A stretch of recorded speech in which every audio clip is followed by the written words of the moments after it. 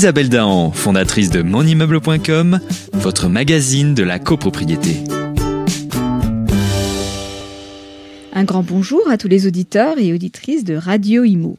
À la veille de la 25e édition du Salon de la copropriété qui se tiendra mercredi et jeudi à la porte de Versailles, le Crédit Foncier a réalisé une étude sur la copropriété en interrogeant un échantillon de 800 copropriétaires.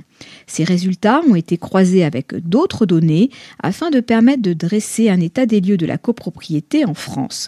Voilà ce qu'il en ressort.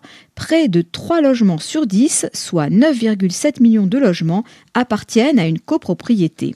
Cette part est croissante, elle était de 20% il y a 30 ans et elle est donc de 28% aujourd'hui.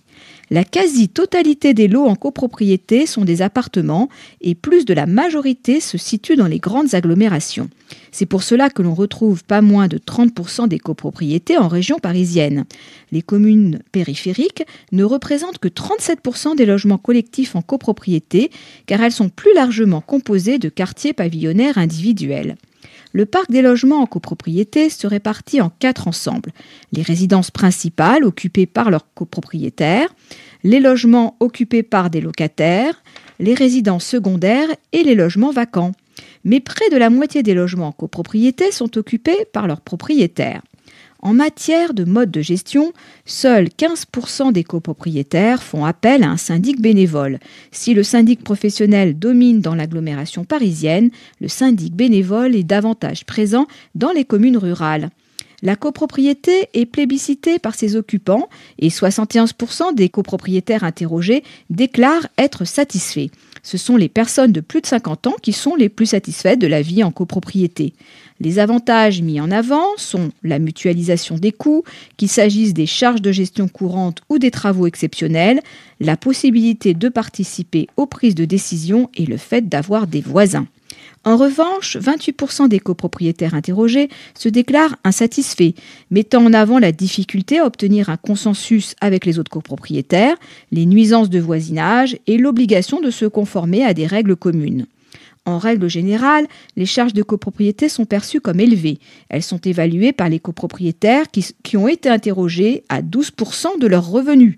2/3 de ces dépenses correspondent à des frais de chauffage, de personnel et d'entretien.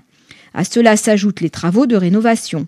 Un copropriétaire sur 2 estime que sa copropriété réalisera d'importants travaux de rénovation dans le futur.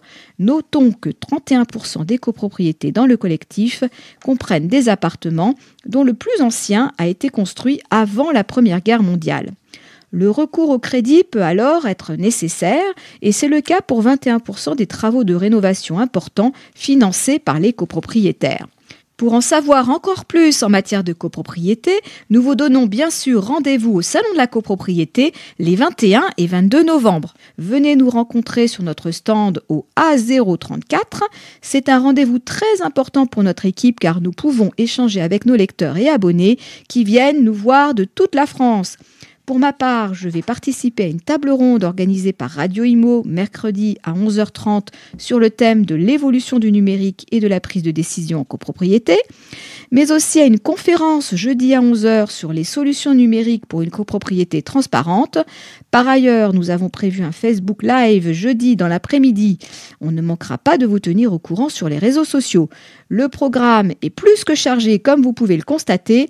Évidemment, avec tout cela, on n'aura pas le temps de préparer notre chronique de la semaine prochaine. Mais j'espère vous voir tous sur le salon. Portez-vous bien et continuez de nous suivre sur monimmeuble.com.